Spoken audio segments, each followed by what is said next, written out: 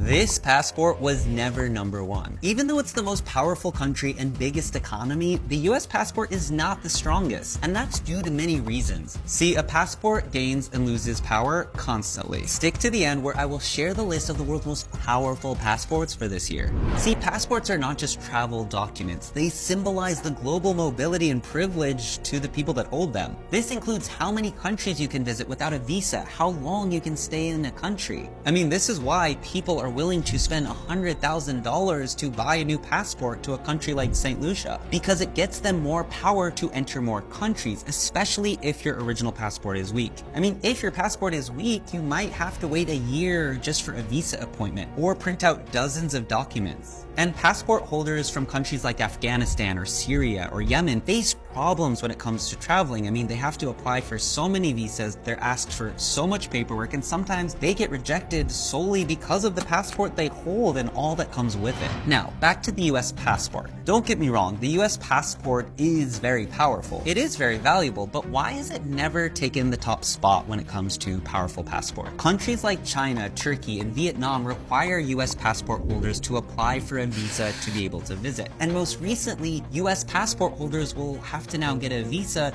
to visit Europe. Countries often require visas for three main reasons. The first is to regulate the entry and exit of people. The second is to ensure national security, and the third is to manage immigration and border control. But there's another reason. Sometimes it's just to get even. At one point, Brazil charged hundreds of dollars to an American who wanted to visit Brazil. This was partially because it was so expensive for citizens of Brazil to try to visit the US. But that deterred Americans from wanting to visit, so when Brazil dropped the fee, there was actually a big surge in American tourists who came to Brazil. So while Brazil may have lost money per visitor on visa fees, it got way more visitors, and that ultimately is good for its economy. While the US holds a lot of international power, with the US dollar being one of the most traded currencies in the world, it also has a few enemies that makes our passport go down in the value of ranking. And by the way, rankings always change. Like after the Russian war on Ukraine, the Russian passport ranking went down because some countries did not allow holders of the Russian passport to come into their country without a visa anymore, and they made the process of applying for visas much harder.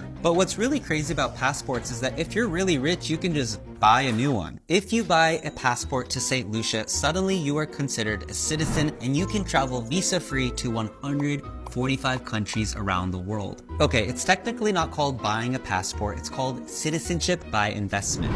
If you had an Iraqi passport, for example, that allows you to visit very few countries without a visa. And in a country like Lebanon, it's going through an economic crisis right now. So it's no wonder why everywhere I drove around Beirut, I saw billboards advertising buying a passport. Now for the top 5 rankings of this year for most powerful passports. Number 5, New Zealand, Malta, Czech Republic, Portugal, Norway, Switzerland. If you hold one of these, you can visit 187 countries visa-free. Number 4, Ireland, Denmark, Netherlands, and the UK. Number 3, South Korea, Japan, which used to be number 1, France, Luxembourg, Austria, Sweden.